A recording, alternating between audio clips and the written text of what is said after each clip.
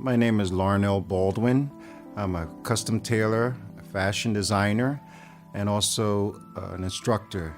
I teach men's and women tailoring for beginners and intermediate and pattern making. Started out about 40 years ago tailoring, taught at 2 other design schools. Around the time I was about 15 years old, I had a gentleman make some pants for me, and I thought that was something that I would like to get into. I've always had a passion for art and doing a lot of drawing, and so it came pretty natural to me to get into fashion, and just had to learn the skills of doing construction and putting a garment together. And once I got a taste of it, I never looked back.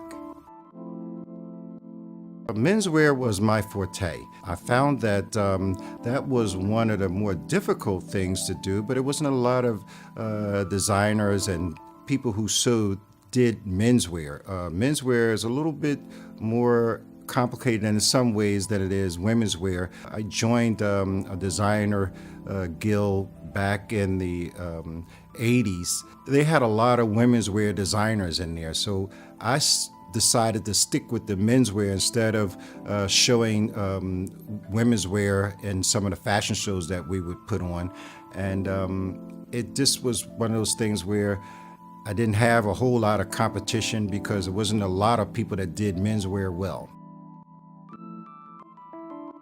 I've always had a passion for sharing knowledge. When I graduated from design school and went into the industry, and I saw that there was a lot of individual professionals where they didn't really want to share a lot of the things that they knew. And I just felt that I'd like to give back and be able to share some of the things that I was fortunate to get from some great instructors and teachers. I just found that teaching was very rewarding. You get an opportunity to share some things with other people, and not only that, but as you're teaching, you're still learning. We're learning all the time.